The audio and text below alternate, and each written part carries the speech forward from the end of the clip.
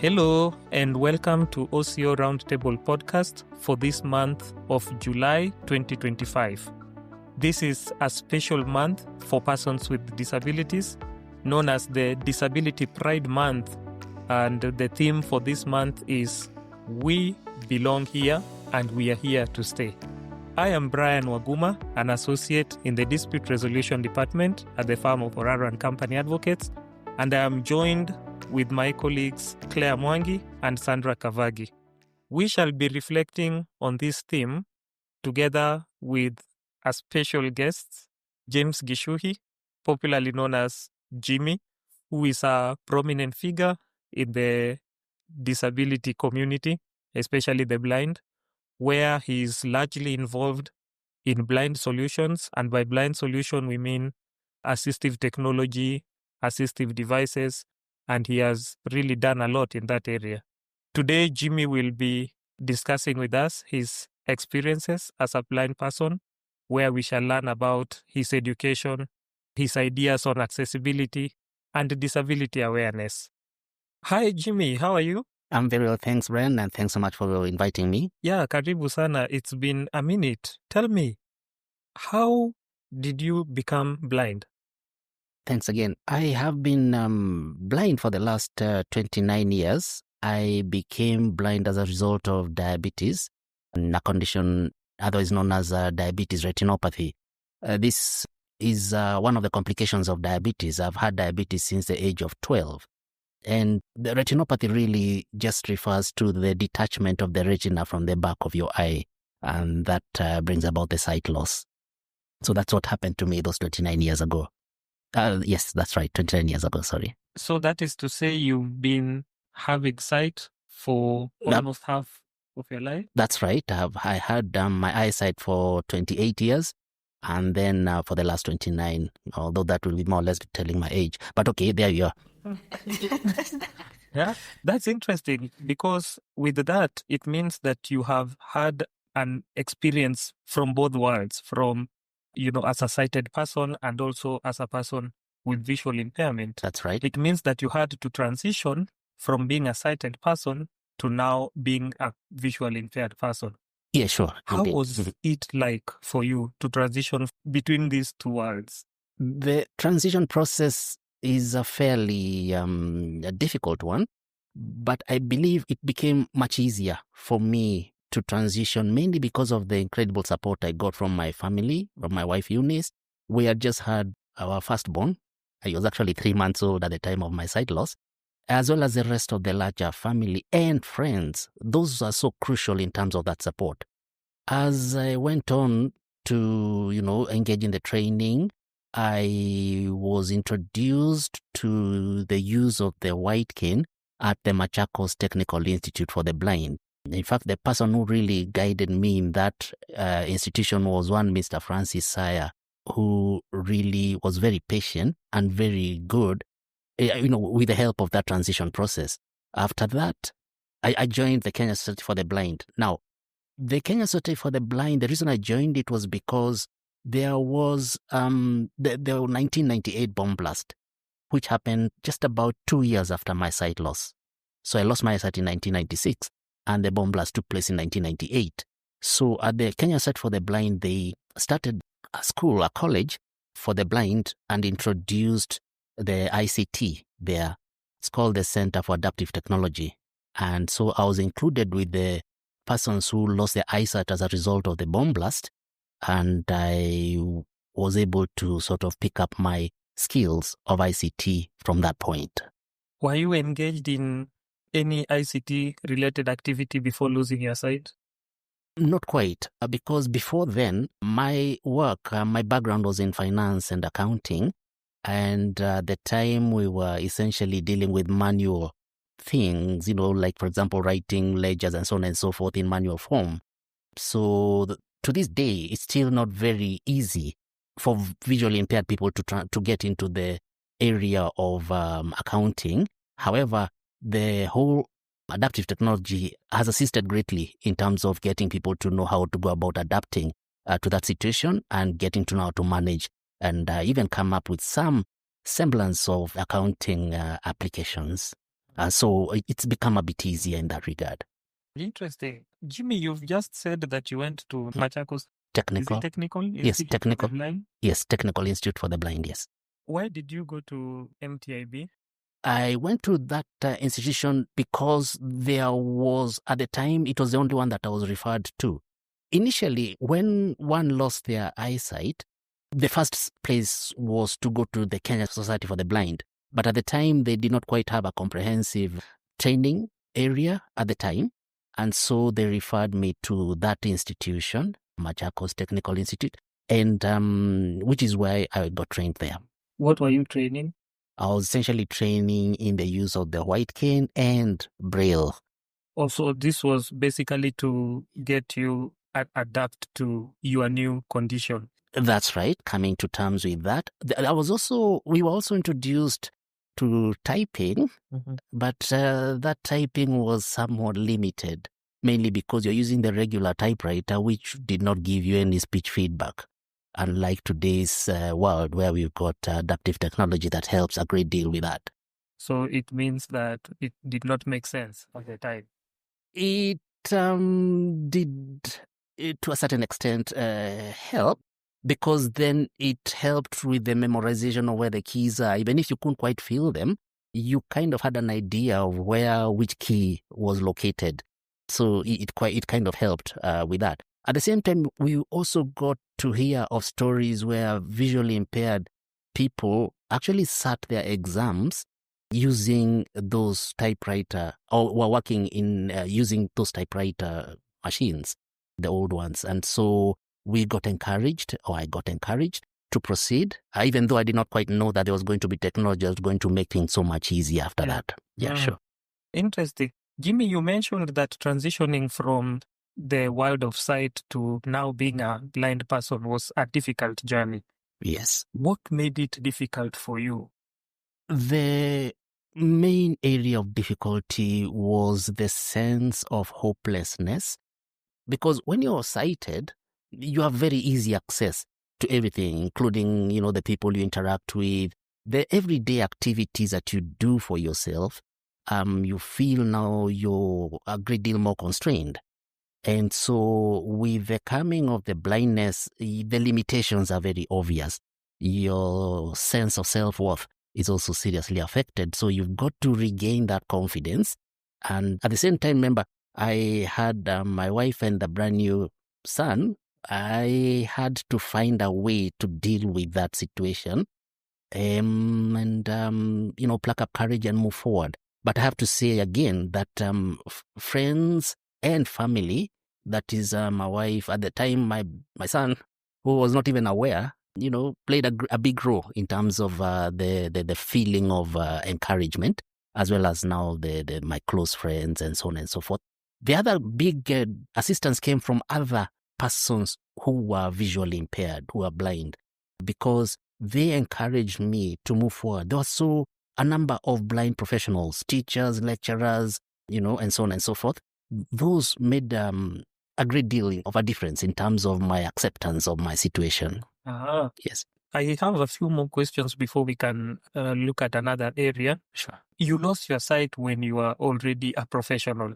That's right. You were pursuing a career in finance and accounting. That's right. But when you became blind, you have mentioned that you picked an interest in ICT. Mm-hmm. And today you are involved in ICT, or let me say assistive technology for the blind. Mm-hmm. Is this a new path you chose to pursue? At the time, it was, to me, the only one. And the main reason was because I found it much easier to contend with. I was somewhat reluctant to go down the use of Braille, even though it's so very important to learn and use Braille.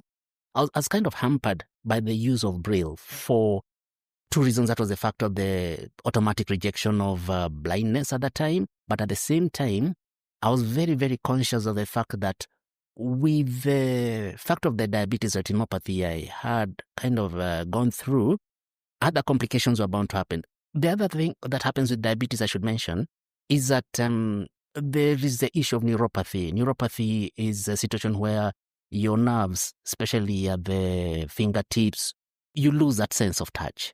And Braille requires that you have that sense of touch. Yes. And so my fear, and it was a real fear, was that I might be encountering that, and I sooner or later would lose that ability to read. So I got that mental block and was reluctant to go down that road. So how was your career in finance and accounting? It's comfortable. I was doing reasonably well, and was quite happy to pursue or go down that road. But of course, now with the changes that came about, I had to make that incredible change. But it was made much easier because with the use of the screen reader, which is part of this adaptive technology situation, it became so much easier. But finance and accounting was one which I enjoyed at the time. Yeah, sure. So it is circumstances that forced you to change. Indeed.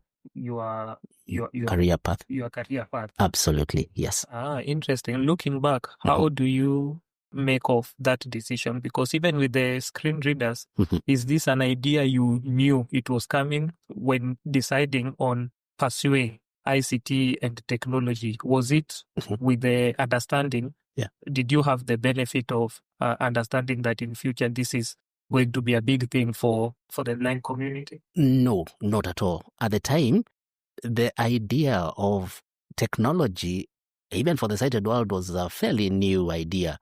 You'll remember, okay, you might not. In 1996, which is when I lost my eyesight, if you go back in history, you'll see that Windows 95 came just about a year before.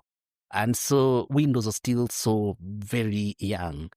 So the very initial programs or adaptive technology at the time was actually JAWS for DOS, which was fairly limited. I don't know if I should give a quick history here.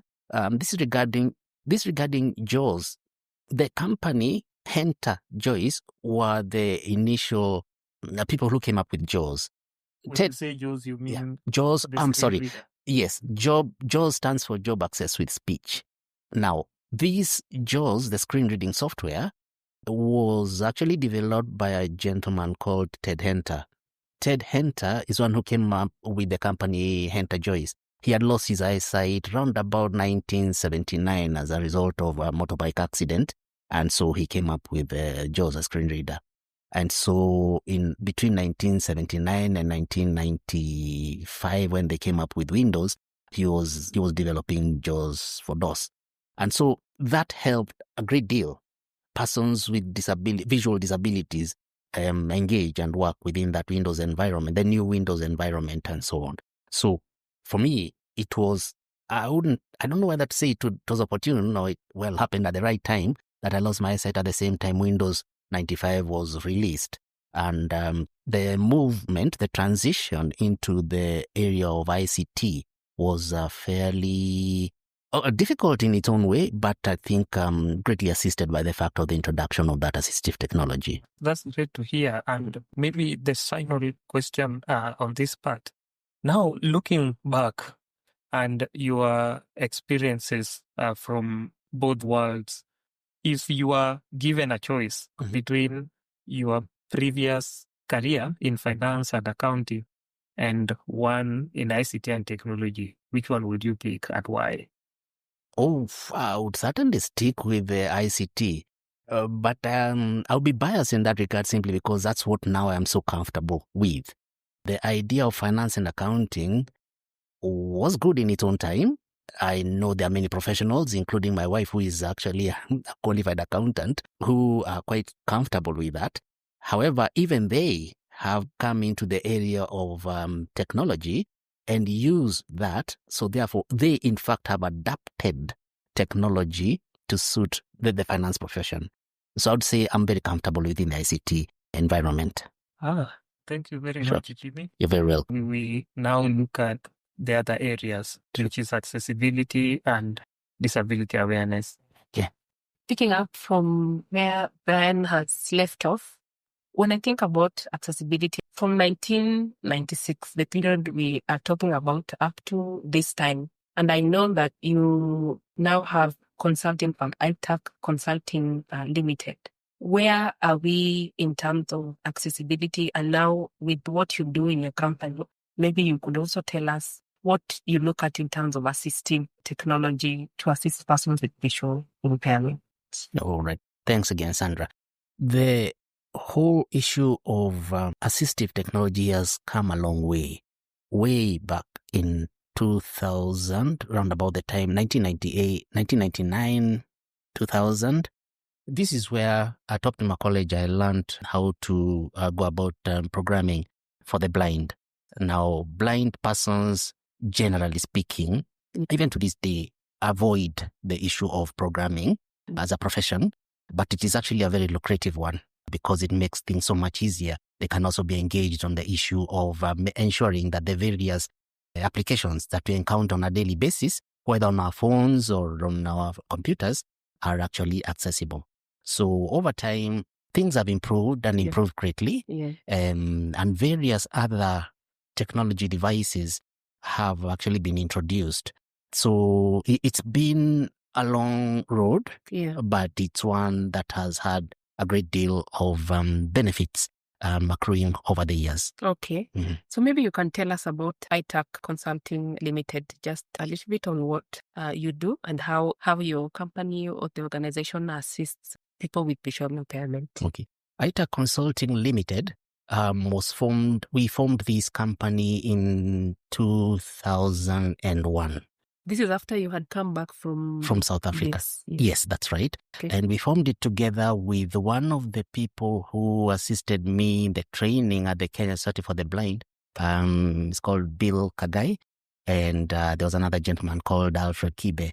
So they helped me set up the company and then left it up to me to run it.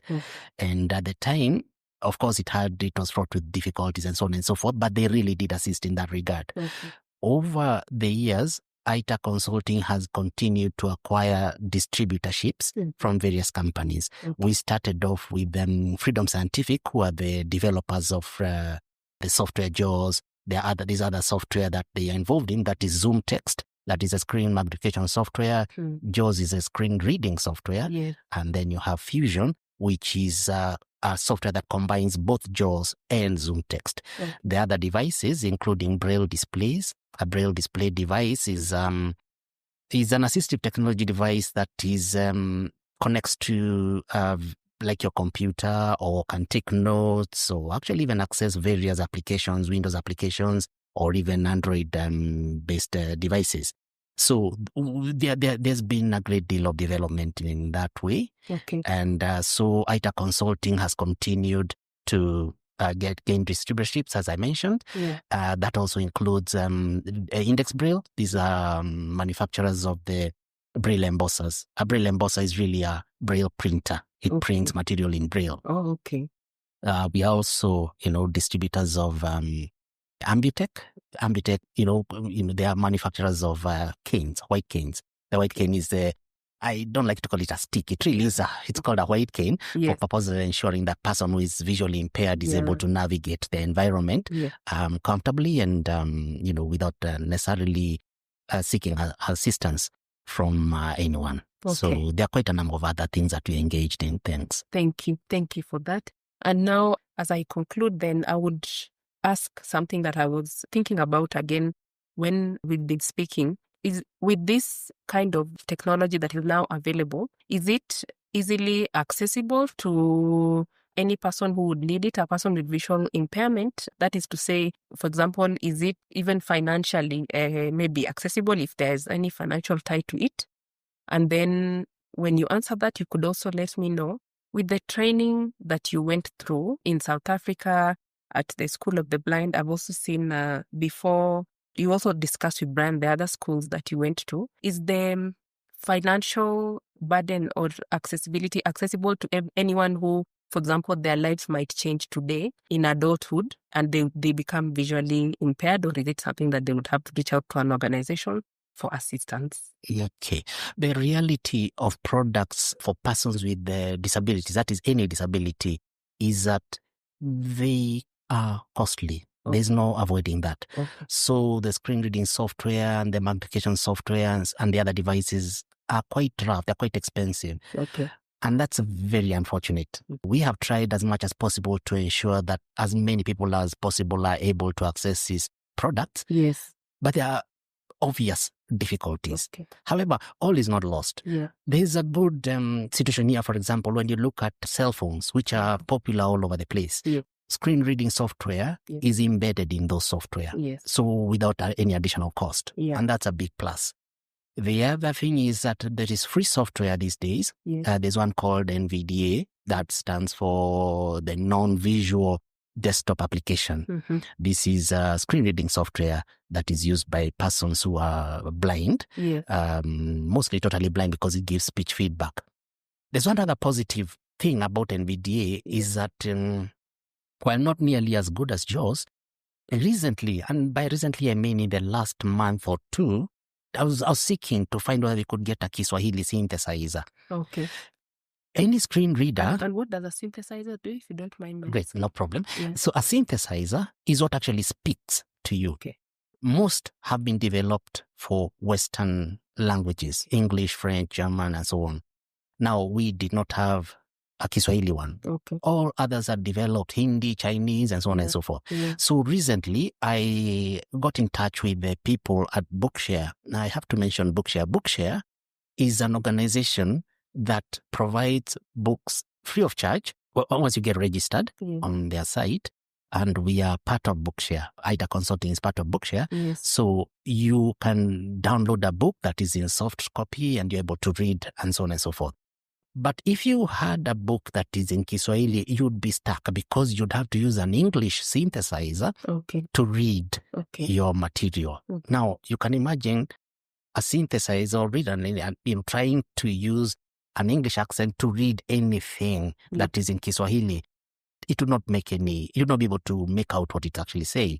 So with the introduction of this new Kiswahili synthesizer, one can actually be able to read comfortably the various websites that are in Kiswahili or even books that are in Kiswahili or any other material that is in Kiswahili. So that's a big plus as far as NVIDIA is concerned. Okay. Yes.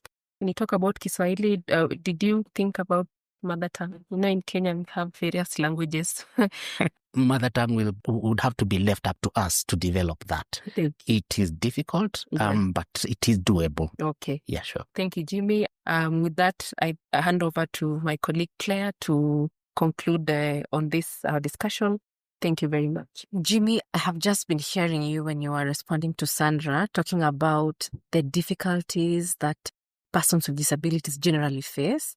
And one of the things you're talking about is about the products being very expensive, that we don't have a Kiswahili synthesizer, despite Kiswahili being an official and a national language in this country. What other gaps exist that inhibit disability awareness? Information and access to that information. Speaking as a person with visual disability, I would say that we are hampered by the fact of the inaccessibility of some of the websites, including some of the applications. Now, I do not know. I had asked this question some time ago regarding how one accesses the M-Pesa these days. M-Pesa. The previous one was very easy. The previous app was very easy to access. Now it's a great deal more difficult.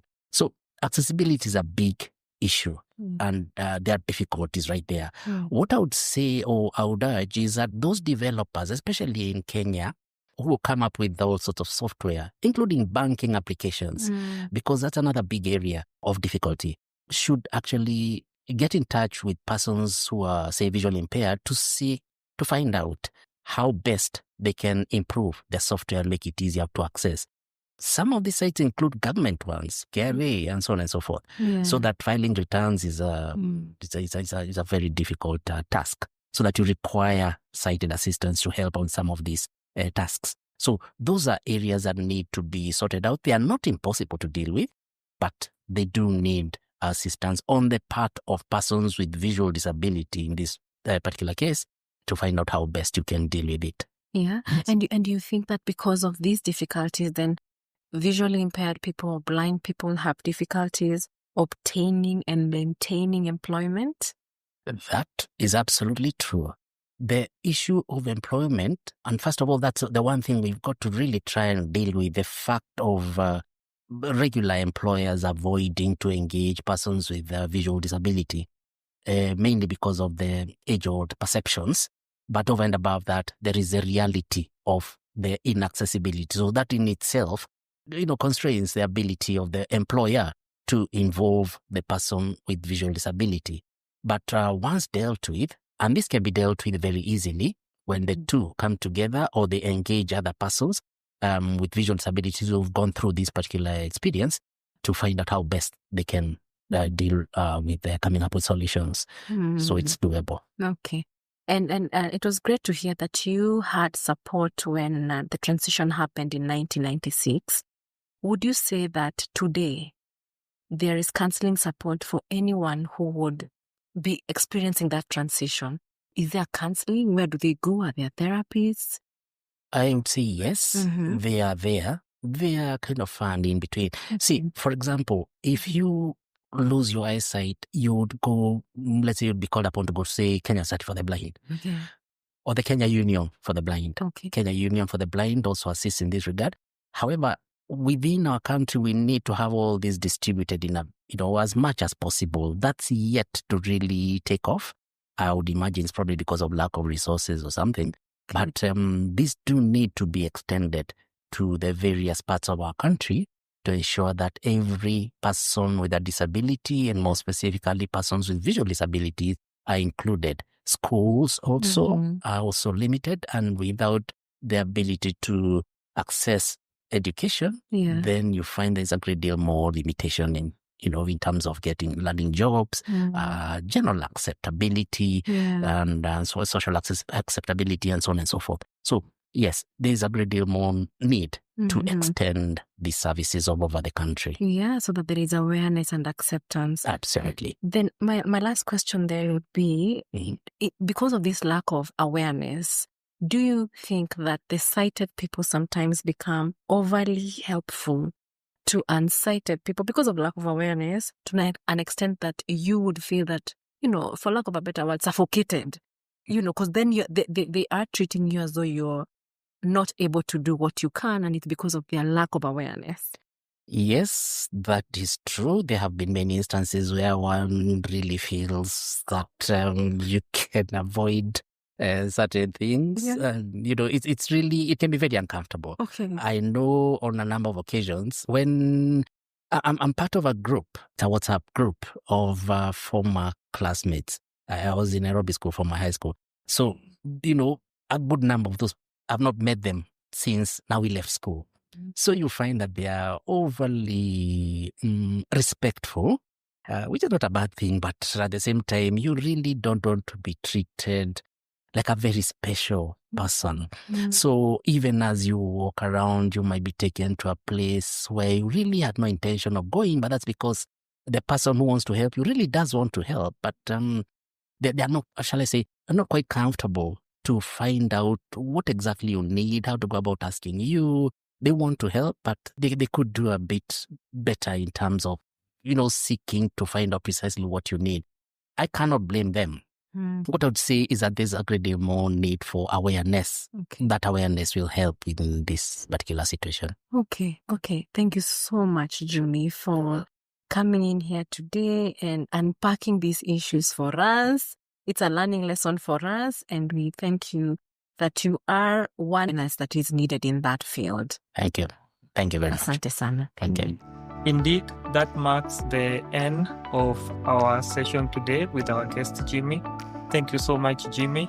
Thank you, Sandra and Claire. You've made this possible. And with that, we conclude our today's session. And we are inviting you to look out for more episodes in our OCO Roundtable podcast. Until next time, bye-bye.